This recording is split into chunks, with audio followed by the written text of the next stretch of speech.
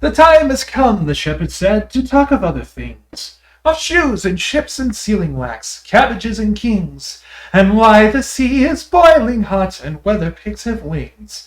Callooh, Calais, come run away, we're cabbages and kings.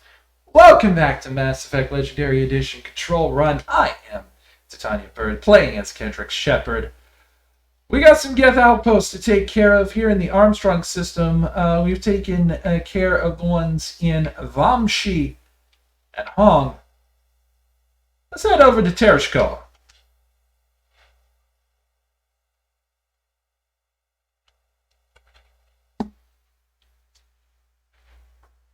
Antibar. The place where you go when you're hungover, I guess. Antibar is a cold terrestrial world with an atmosphere of methane and argon. Its frozen surface is mainly composed of iron with deposits of magnesium. The world has been noted as a possible target for long-term terraforming. If the atmosphere could be increased to the thickness of the Earth's, the global average temperature would increase by 10 degrees Celsius. Antibar's combination of low temperatures, high-speed surface winds, and low visibility makes it dangerous to explore on foot. And yet, we're going to anyway.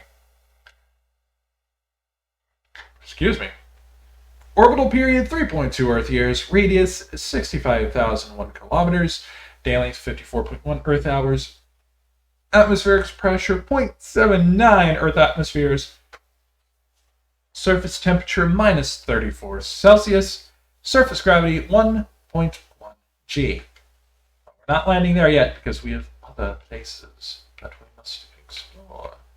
Like this unknown. A carbonaceous asteroid. A dark asteroid of mixed carbonaceous materials. Radius a mere 42 kilometers if we survey it.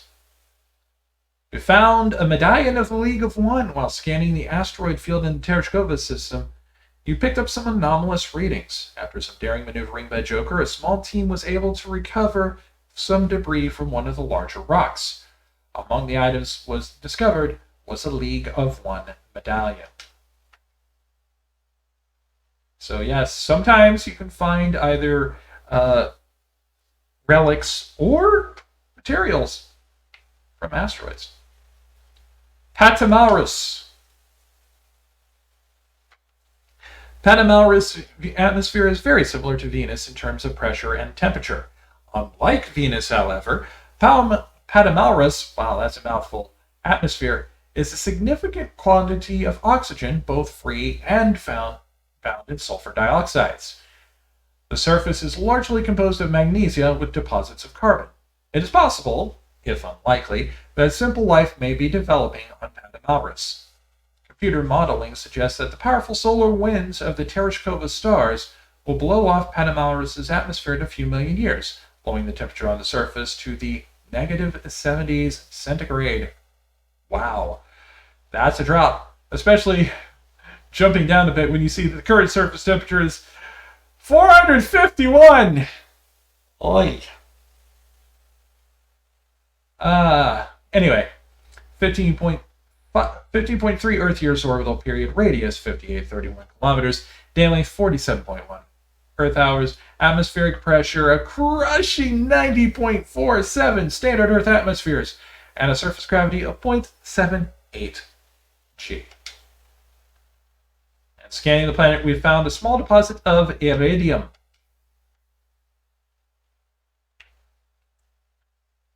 Vegus. I feel like if I say this name 3 times, I'm going to get a ghost in my house. Vegus is a terrestrial world with an atmosphere of chlorine and krypton. The surface is mainly composed of silicates with deposits. Let me say that sentence again.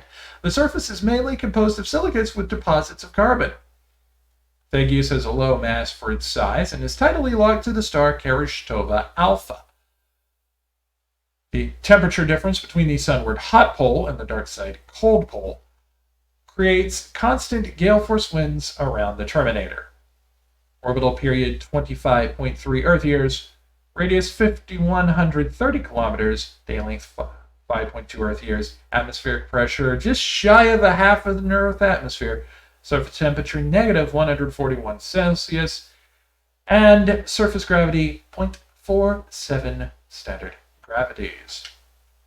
And while scanning this, we found a large deposit of mercury. Better keep that well contained. Thank yous. Okay, I think I dodged a bullet.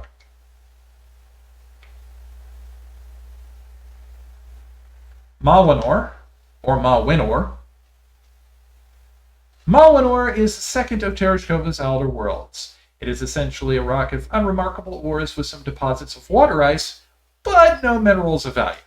The frozen surface is composed of silica, like the gas giant Sol Marlin. Wow, again, mouthful. It is thought that Mawinor formed too close to the Tereshkova stars and was thrown outwards by gravitational effects. Computer models suggest it will be ejected from the system in a few 100,000 years. Orbital period, a few years short of the Devil number.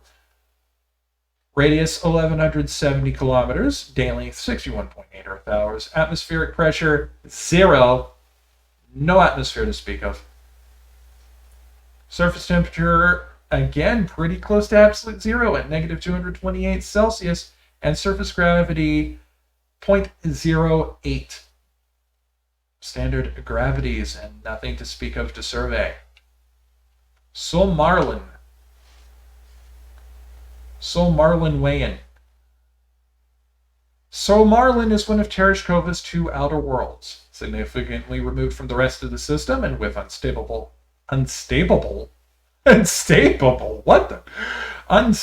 elliptical orbits. It is thought that they may have formed within 3 AU of the binary stars. Astronomical units, for those of you who aren't aware, are basically the average distance that the Earth is from Sol, and were hurled outward due to the instability of such an orbit. Sol Marlin is a hydrogen-helium gas giant with significant quantities of sodium in the upper atmosphere, giving it a distinct gray color. Orbital period just short of 400 Earth years, radius 69, nice, 1,862 kilometers, day length 14.4 Earth hours. So now that we got the mouthful worlds out of the way, let's go back to Antibar.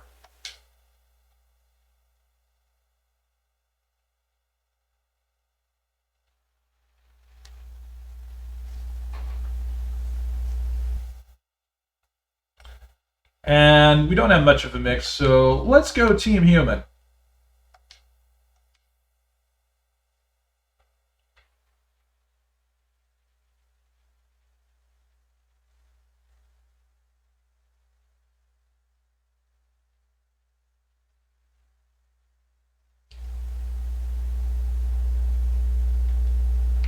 Alright, let's see what my friends have gained. First aid, the ability to wear heavy armor, and advanced shield boost. Advanced carnage. And Caden, I already knew. Okay. Alright, let's check the map. Anomaly. So we're kind of zigzagging through the planet this time, but that's fine.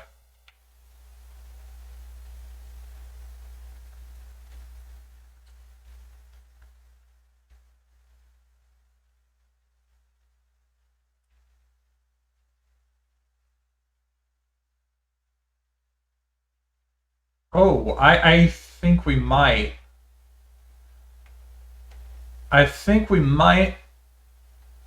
Yes, we are!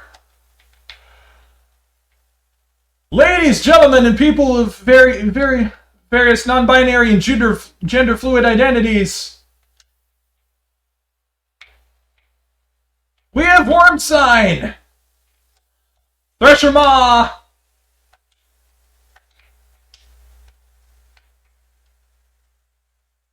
Kicked my ass. Okay, so since I didn't have time to talk about that, that's a Thresher Maw. It's basically the sandworm of the Mass Effect world. massive galaxy. And if you're not careful, like I wasn't, it'll kick your ass. So let's try that again.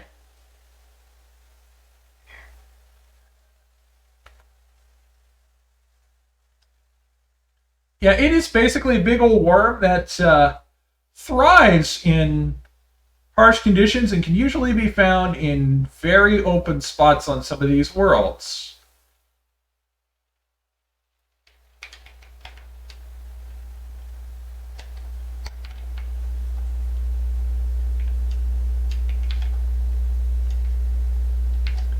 And yeah, they travel underground and try to get at you. When the Maws try to get at you, bark it like it's hot, bark it like it's hot, bark it like it's hot. Their acid balls can go through your shields. They move very, very fast. And if you go outside of their territory, they will hide, but they will retain the damage that you give them. I love to pop back up at the worst possible times. But you can beat them. You just gotta be really careful.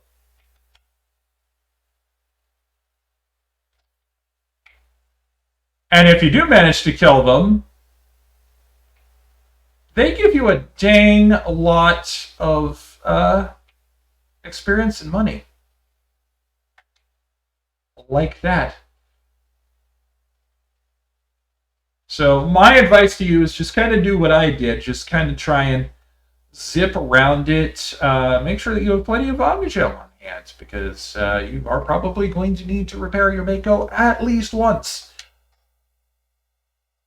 Discovery. The vehicle and human corpses show the telltale signs of Geth weapons fire. The Geth have been mangled by the Thresher Maw. Yeah, at least they got what was coming to them. Yeah. That's about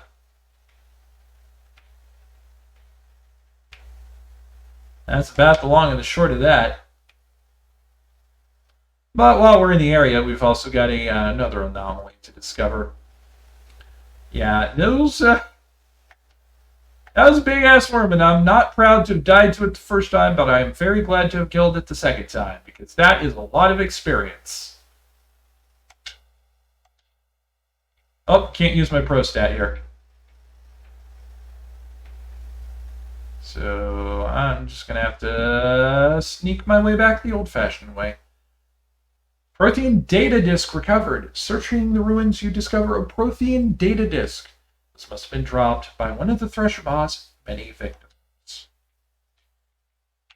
And we now have another side quest to collect Prothean data disks.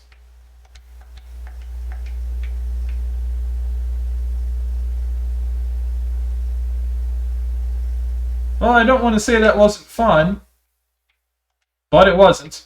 So let's do our zigzag over to that debris field over there and maybe find some minerals along the way, if this planet has any. And also repair the Mako while we're on our path, because Thresher Maws. They actually did like one solid shot through in the original games.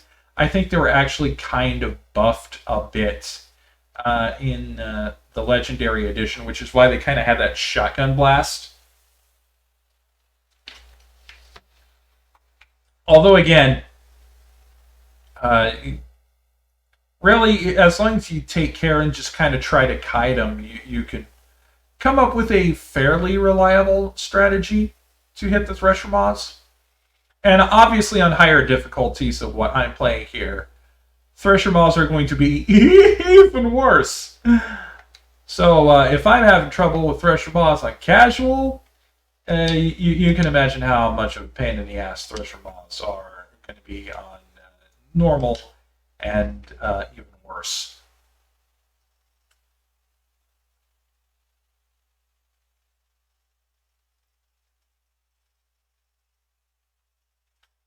But yeah, I mean, the main tactic there is you're going to be doing most of your damage to them with your rockets. You can kind of shoot at them a little bit and just kind of like chip away at them when you're not firing rockets at them, but most of the time you're going to want to rocket first.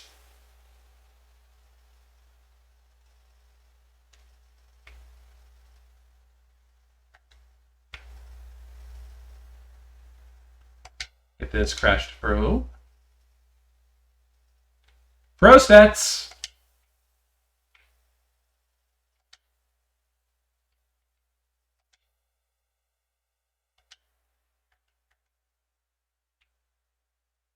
I set the map and it doesn't help because I'm currently jammed.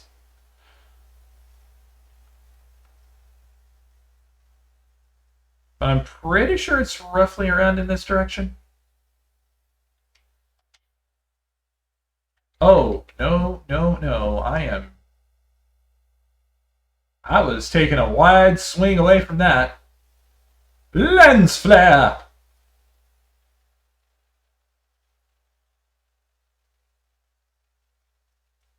Up the snow-covered mini mountains we go.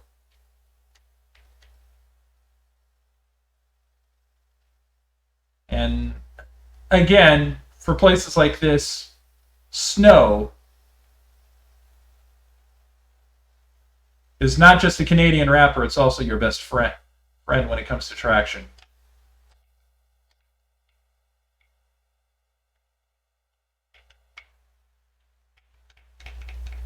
I get Colossus.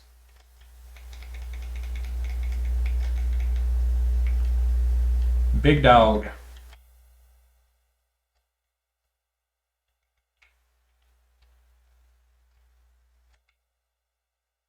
Yeah. Ooh, another level up. I probably wouldn't have been anywhere near as close to that level up as I am had I not managed to defeat that one Thresher Maw.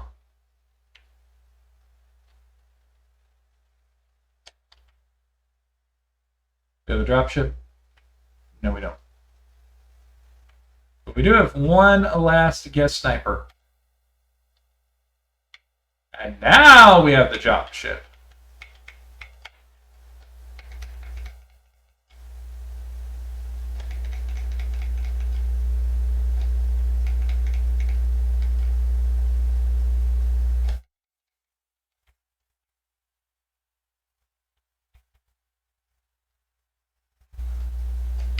Frick it!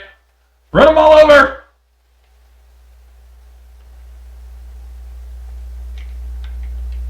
Vehicular homicide!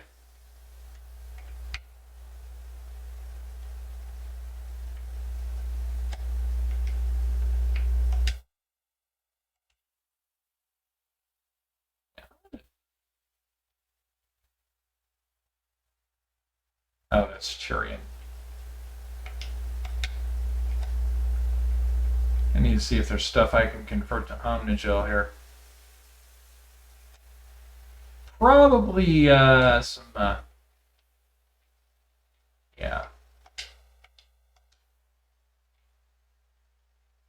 Probably some level 1 stuff. Oh, and levels up for this. Alright, I've got 4 points. What do I want to put that into? Oh, well.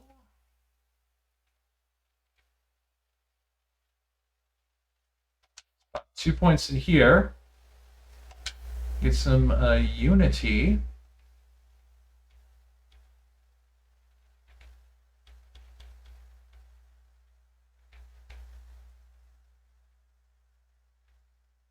And a couple points in Spectre training. Fitness unlocked for Ashley. Sniper rifles. Stasis unlocked for Caden. And the ability to use that power. Advanced sabotage. Listen, all y'all.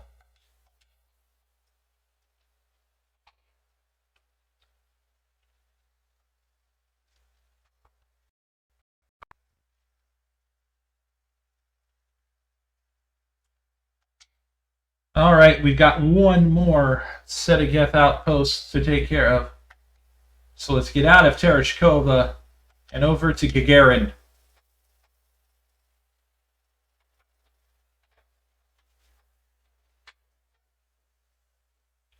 We got Junthor, Rayengri, Solgalris, and Tirumgon. You'll see why that's funny in a bit. And pressure down on me, pressure down on you. No man has full. Planet pressure is a relatively small hydrogen helium gas giant with large amounts of hydrocarbons in the middle layers of its atmosphere. That didn't scan. When the Krogan rebellions ended 3 millennia ago, the Turian chief of naval operations, a distinguished soldier named Mercury, declared his immediate retirement. He disappeared into what was then uncharted territory. It was only 200 years ago that his ship was found on the surface of Precia's largest moon. It had landed gently and had been deliberately shut down. About Mercury, though, no trace was ever found. I guess you could say he felt a little mercurial. Yeah, I know, that was bad. Orbital period, 0.7 Earth years. Radius, 38,482 kilometers. Day length, 16.2 Earth hours.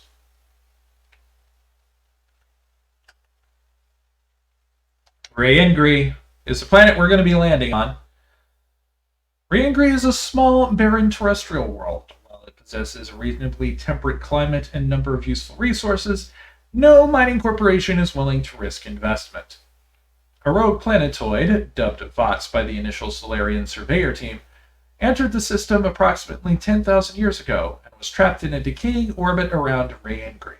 It is nearing the end of its slow spiral inwards. Earthquakes and cyclonic windstorms are increasingly common on Rayengri. Within a few hundred years, the planets will rip each other apart. Some Asari travel consortiums have already announced sponsorship of cruises to observe the spectacle, because what is the slow decline and destruction of a planet if not an opportunity for capitalists to make money off of it?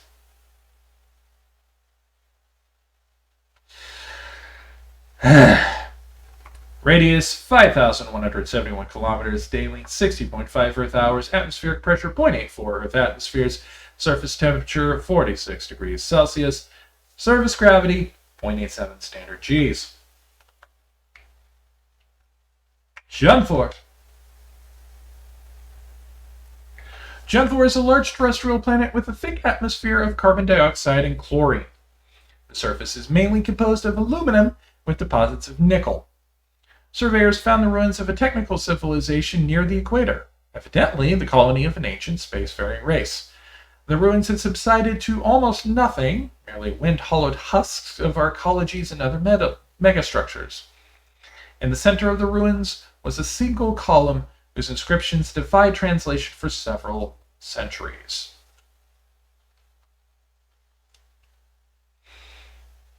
When Asari linguists finally managed a translation, the elaborate relief carvings said merely, "Walk among these works and know our greatness." The crude scratches on the base of the riverside said, "Monsters from the id." Orbital period, a fifth of an Earth year. Radius 10,480 kilometers. Day length 56.7 Earth hours. Atmospheric pressure 0.96 Earth atmospheres. Surface temperature negative 49 degrees centigrade. Surface gravity 0.98 gravities.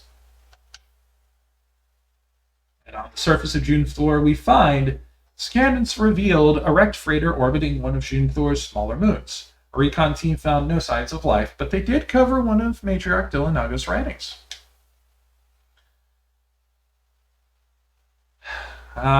Ozymandias, King of Kings.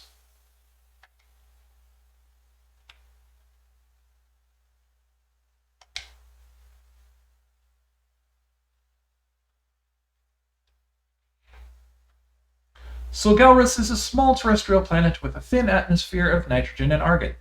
The frigid surface is mainly composed of water ice, which can be plainly seen by the bottoms of recent craters. The dark coloration of the surface is caused by a carbon and ferrous material pushed up from the denser core by cryovolcanic processes. Orbital period 1.8 Earth years, radius 4,327 kilometers, day length 63.9 Earth hours, atmospheric pressure 0.52 Earth atmosphere, surface temperature negative 136 Celsius, surface gravity 0.46 standard gravities. And Antirumgon. Antirumgon is a small rock and ice planet with a trace atmosphere of methane and ethane. The frozen surface is mainly composed of carbon with deposits of calcium. Antirumgon has been used as a crude anchorage by Terminus pirates for many years. The shells of temporary dwellings blasted by Alliance frigate patrols dot the surface.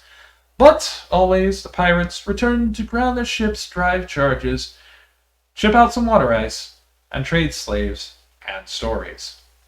The deeper layers of Antirumgon's interior are semi-liquid slush due to the presence of methanol. It is thought that bacterium in the deep core create this natural antifreeze. Some species of terminid pirate drill through the ice crust to recover this natural alcohol. So on this planet, the rum is never gone. Orbital period 4 Earth years, radius 9,508 kilometers, day length 32.1 Earth hours, atmospheric pressure none to speak of, surface temperature negative 171 Celsius, and surface gravity 0.9 standard Gs. And some cobalt.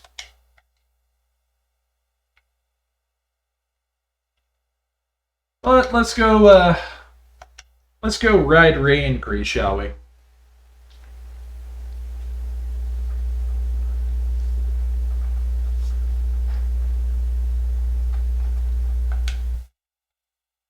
Rex and Ashley.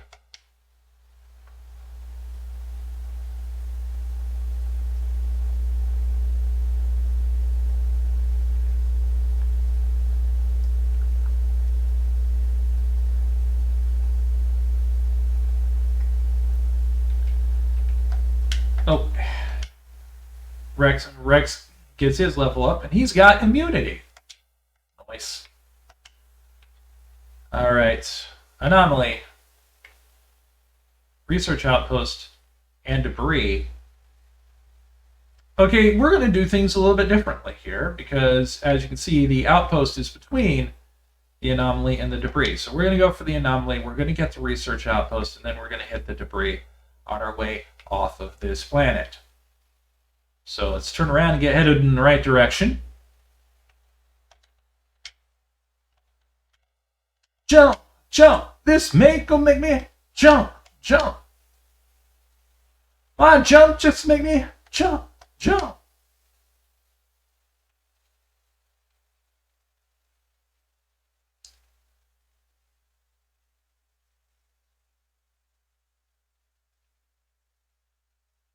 I think we can very easily... Ooh, there is another unregistered anomaly in this direction. I wonder. I wonder.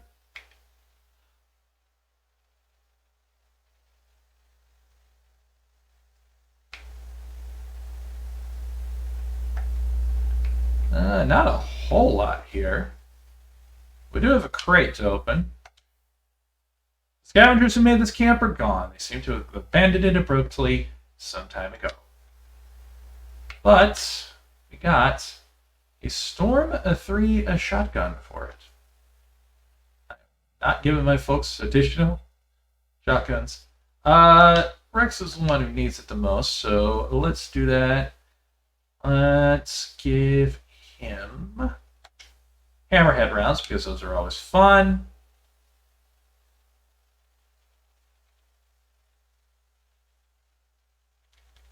And a combat sensor. And recover that weapon for some Omni Gel, you know, just in case we need it.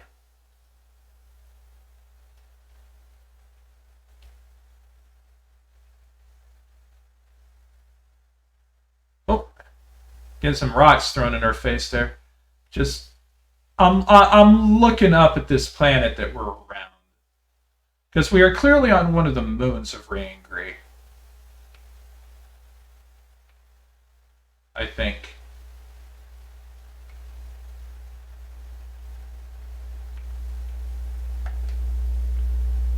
Polonium deposit. Ah. Let's see, Vladimir Putin's cronies have been here.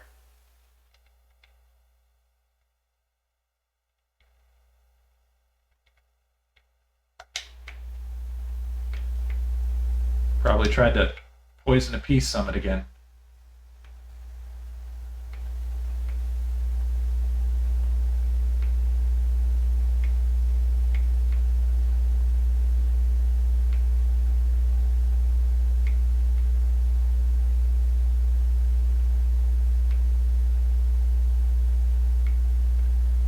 A crashed escape pod.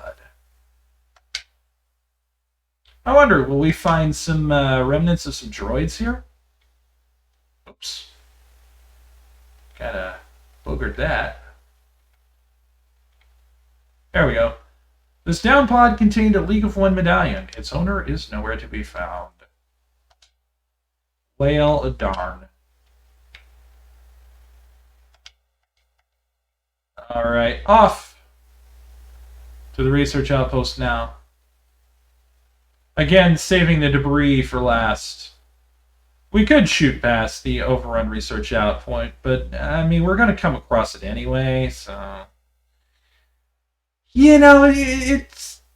Again, I try to do things efficiently. Like, every time that I've ever played Star Wars The Old Republic, some of which I have recorded and uploaded to YouTube, I just have this habit of grabbing every possible side quest in an area and just try to do as much as I can all at once just to get it out of the way because, well, I pride myself on being efficient.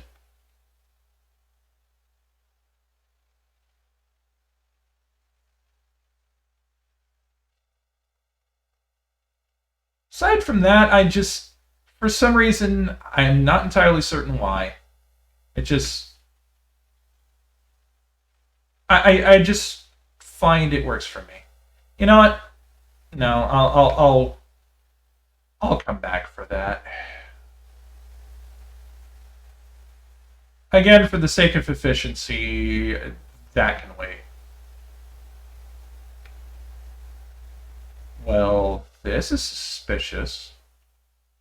We have a metric fuck ton of dragon's teeth, but no husks.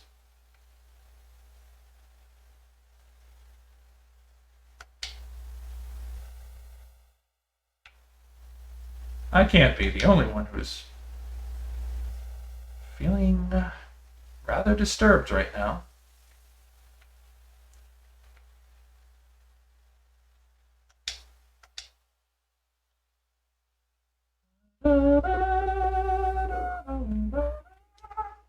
Oh, I got caught on a yellow block there.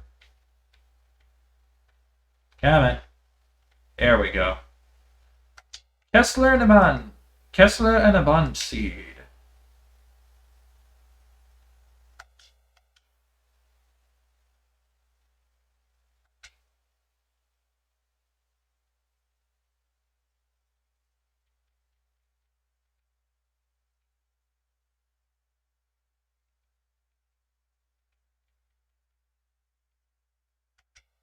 Missing rounds on my...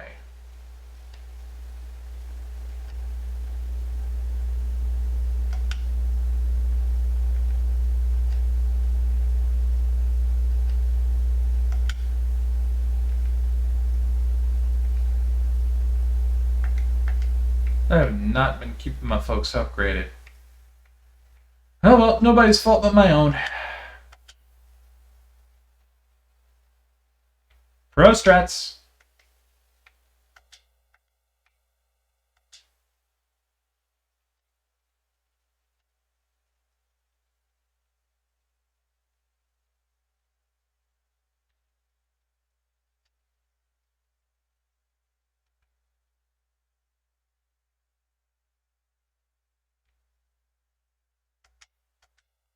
You that. Give Ashley that. And give Rex that.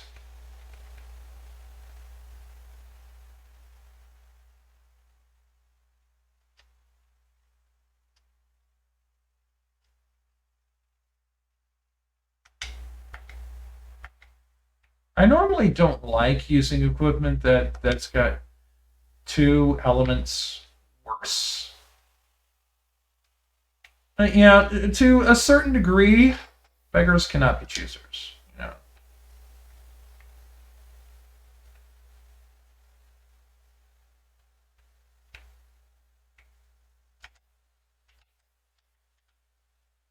Okay, we're in Huskville. I'm going shotgun.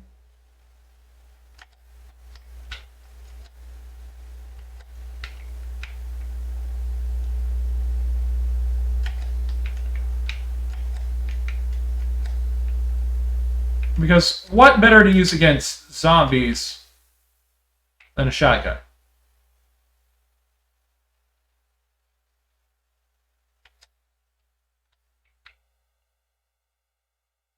Husk.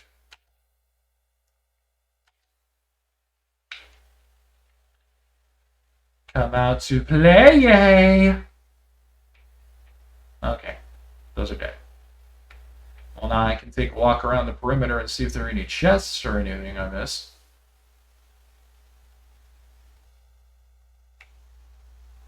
Oh, medical kit. Get some Metagel.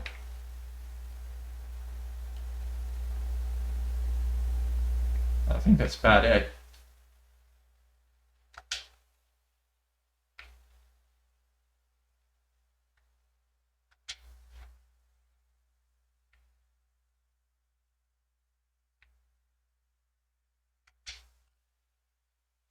Here's why there weren't any husk outside, by the way.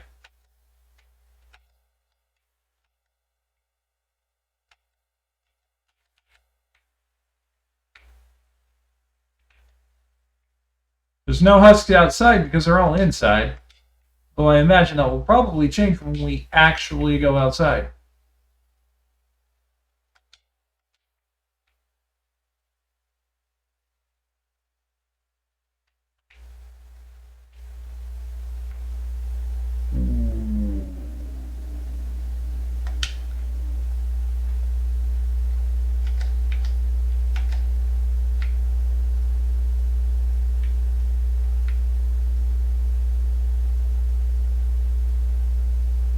More husks have appeared in that one area.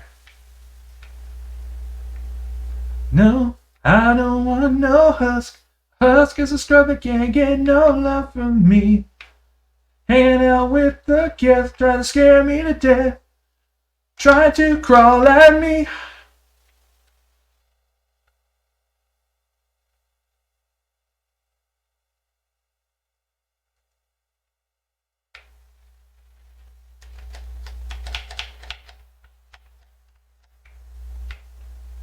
Oh, not husks here. Just plain old ordinary geth. Let's get the YJ Stinger, get the YJ Stinger, catch the buzz, feel the sting.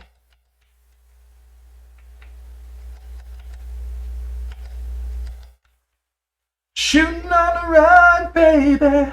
If that's the way you want it, baby. I don't want you geth around.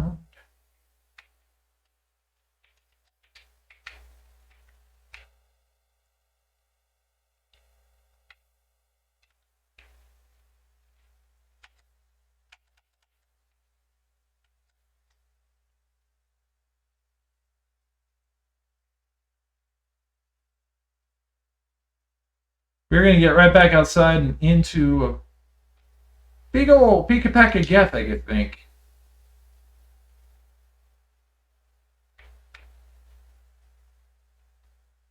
And I don't believe it, not for a minute. You want us under your thumb, so we're shooting on the run.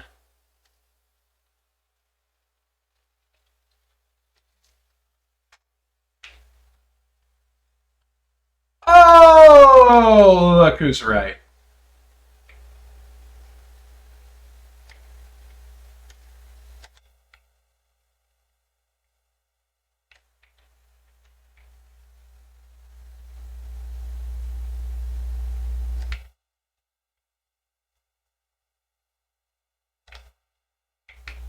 Well, that drop ship left, so unfortunately I can't kill it. But I don't suppose it matters because... Frick you, I'm in a tank!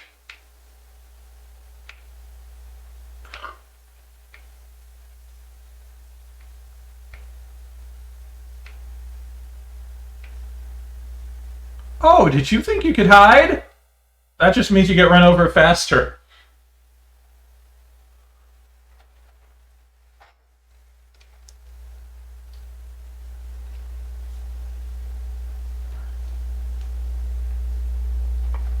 Of course it is.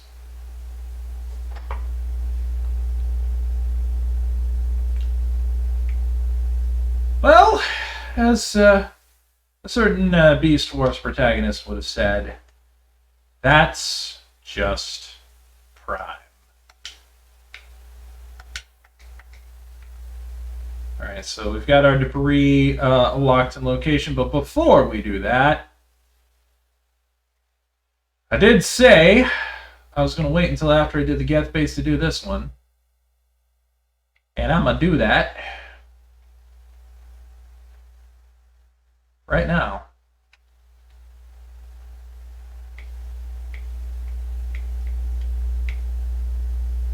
Because I will not miss a chance. Get us some resources. Bonk.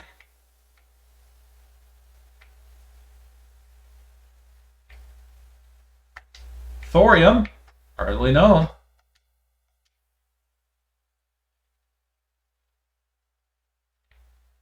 My strats. Bro strats. All right, let's get to that. Let's get to that Deborah. Debris. Debris. Debris. Trying to find out what it's gonna give me. Debris. And debris. Whee! Bonk.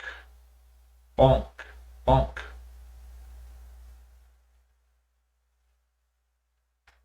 Some of these stunts that I'm pulling off with Mako, I really wish Sal Masakela were commentating over it.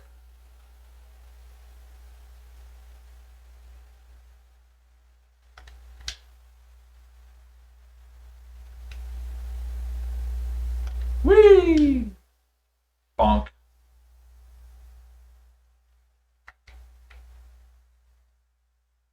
Crashed probe. Oh, ProStrat's not going to work on this layout. So we're just going to have to be a little bit smarter, work a little bit harder. And maybe by 14 they'll put us in charge of the trading charter. Oh, first one we failed, but that's fine. That just gets us a new layout. One that the ProStats worked on. Alright, back to the Normandy.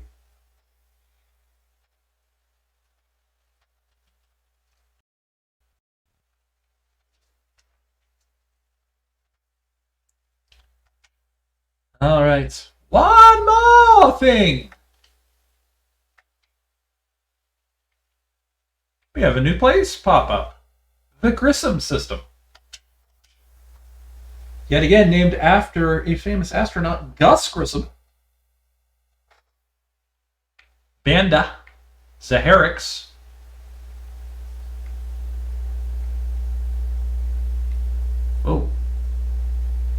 Solcrum. Notenban. Notenban. Let's check this asteroid belt for any unknown spots. Hello.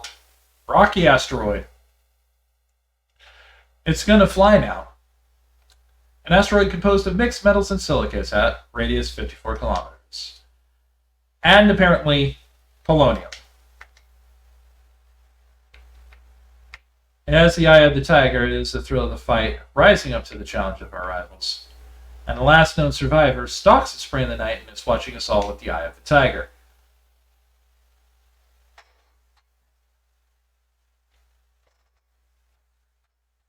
Benda has a dense atmosphere of sulfur dioxide and chlorine, though technically classified as a terrestrial world. But the... Wow, that's a badly constructed sentence. I'm going to have to mark points off. See me after class. Though technically classified as a terrestrial world, the surface of the planet is never cooled enough for a crust to form. Excuse me. It has a global sea of molten rock. Like Zaharix, the atmosphere is being blasted away by the solar wind. Once its thick atmosphere is gone, Benda's surface will be a quote-unquote mere 400 degrees centigrade. Which, considering that its current surface temperature is 3,151, yikes. Orbital period 812.3 Earth years. Misplaced the decimal point there for a bit.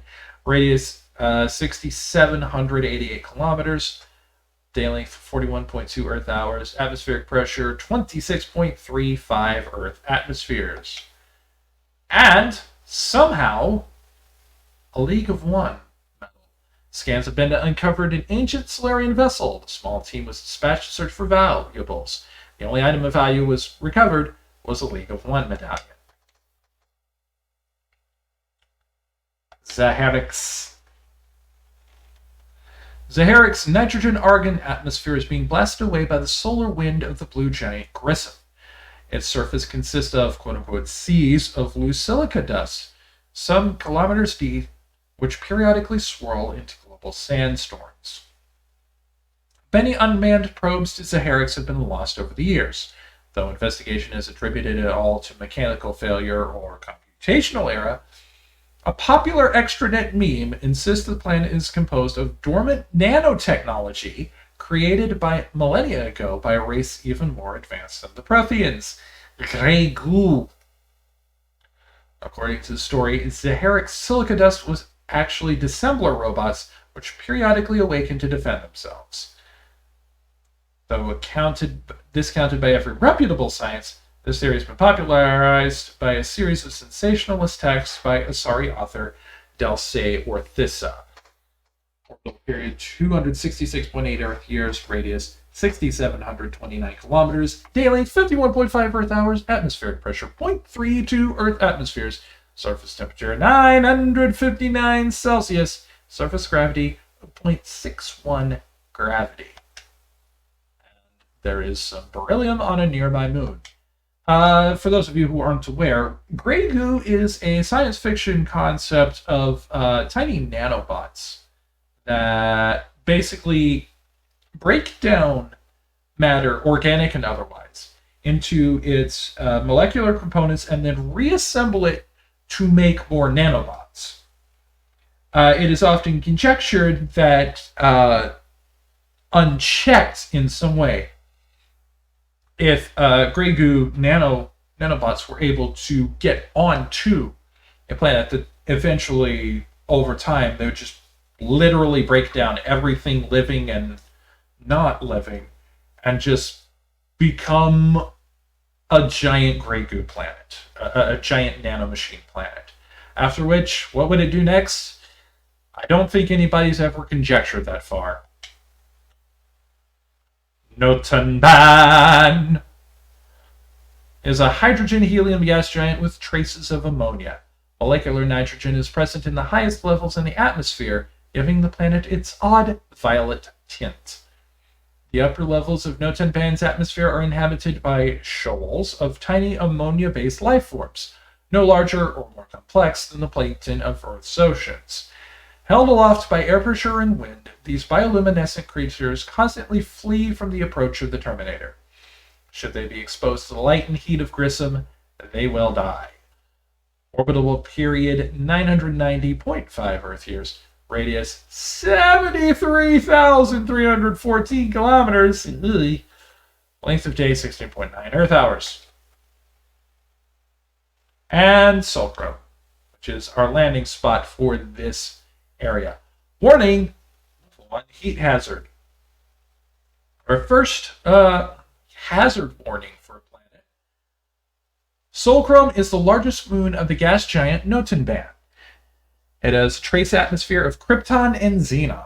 The crust is composed of various metals with deposits of sodium. As with everybody in the solar system, the surface is scorchingly hot and thoroughly irradiated by the blue giant Grissom. Surface excursions without proper protective gear are certain to prove fatal. On approach to Notenband, Normandy's passive sensor array intercepted a fragmentary coded transmission from the surface of Sulcrum. Attempts to decrypt the message were fruitless. It does not appear to be in any software coding language used by the Citadel races. Orbital distance 10,367,883 kilometers from Notenband.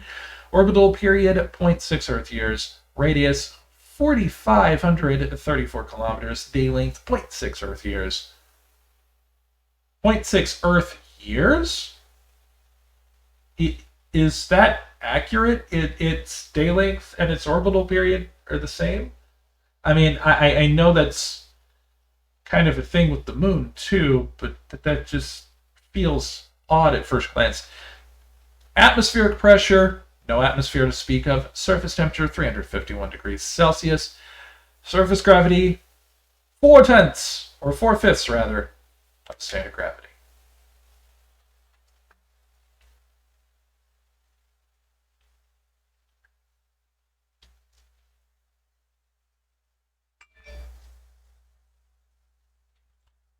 Alright.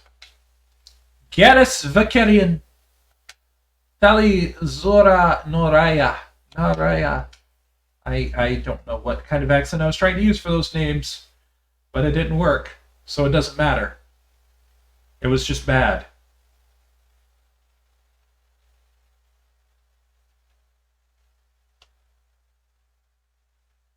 Alright, so level 1 hazard, what it basically means is if we stay out on foot too long on the surface for getting like materials and whatnot, it's gonna hurt, it's gonna kill us. Adrenaline burst, Garrus gets. Advanced first aid, electronics, and Tally, hacking. She's a hack. No, she's not. She's great. All right, we're going to do our usual planetary circuits. Start by heading in this direction towards that anomaly. So let's see if we can't serpentine our way up this mountain.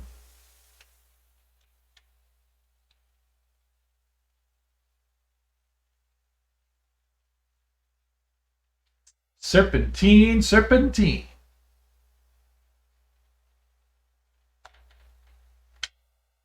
Bonk.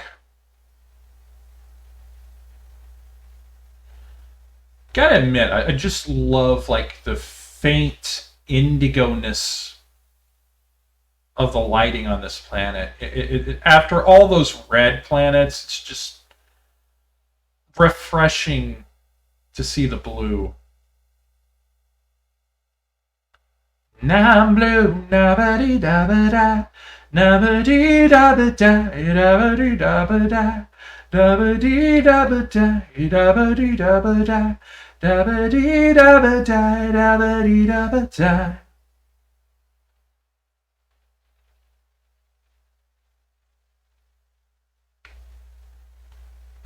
Let's get close to this so we're not hurting too bad. Sorry, capsule. Prostrats. There are several artifacts stored here, all worthless except for one of Matriarch Dylanaga's writings.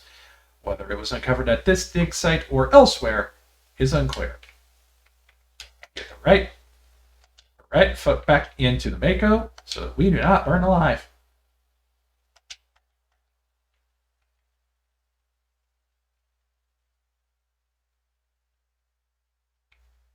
Now off towards the debris. Whee! Bonk. Kind of landed on our heads for that one.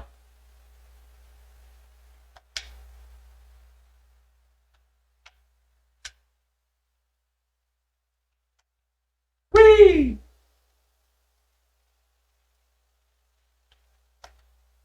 I'm having fun with this. Mako flying through the air. Where is it going? Do you even care? Mako flying through the sky. Where the heck are we going? Oh, please don't question why. Whoop.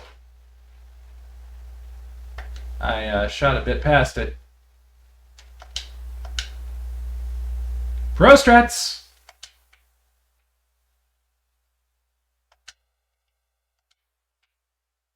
Now, our final destination for this little chain of quests. Chain, chain, chain! Chain of quests!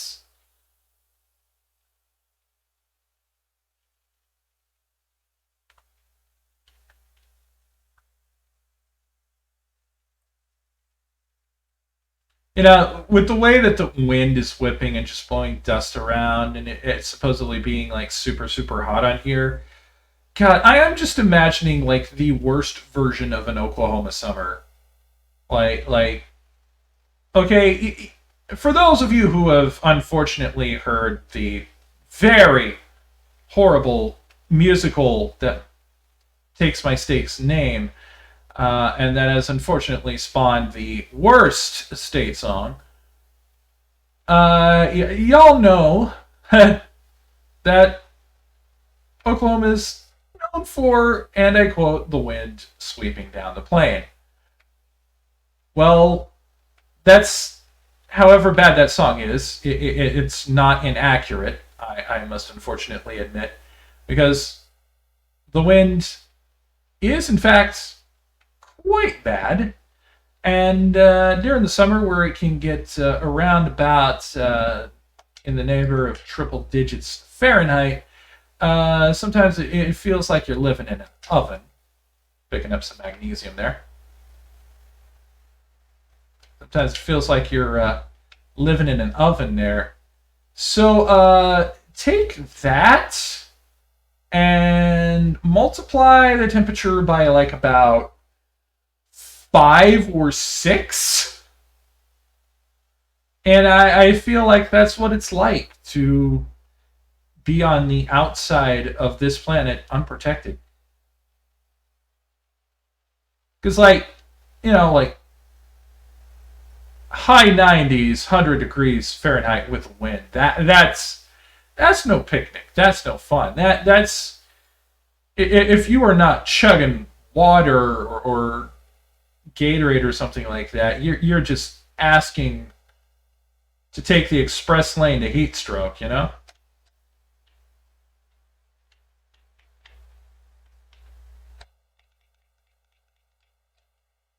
Ooh, another level.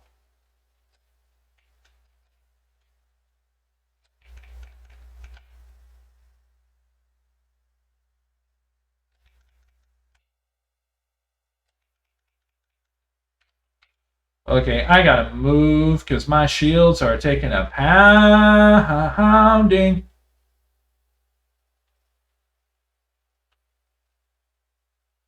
I gotta move and get behind a mountain for a bit. And let my shields recharge. But yeah, like 100+ degrees and like 20 and like 15-20 mile an hour winds. You're just asking for heat stroke if you're not properly hydrating, you know?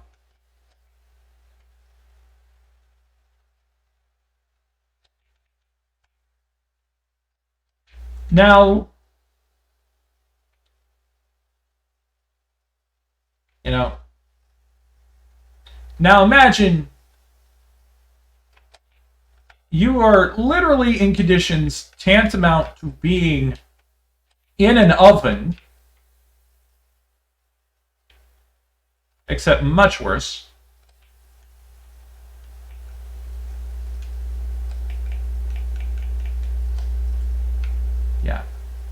Now imagine that you are in conditions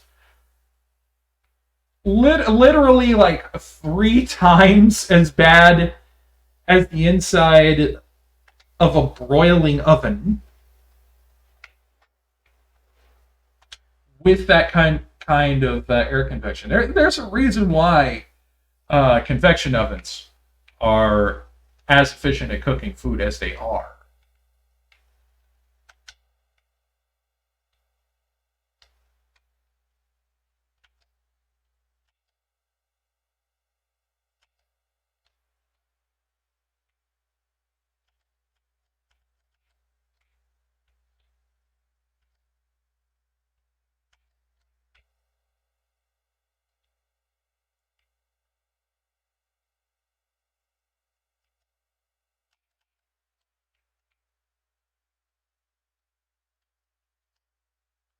As the last gift falls, you hear music from across the room. On the monitor, a Quarian stands before a hushed crowd, warbling a mournful a cappella of worlds and innocence lost. The song is dispatched to the Geth worlds behind the Perseus veil, and then the transmitter shuts down. Kendrix will remember this.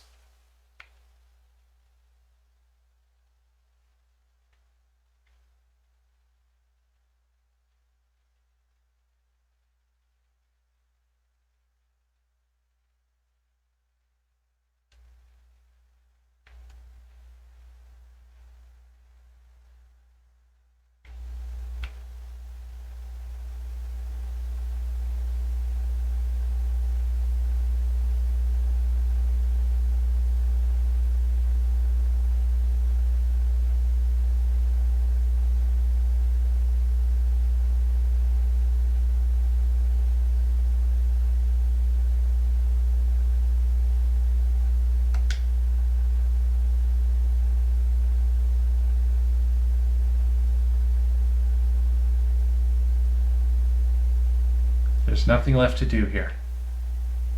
The Geth in this system have been stopped. Let's get out of here.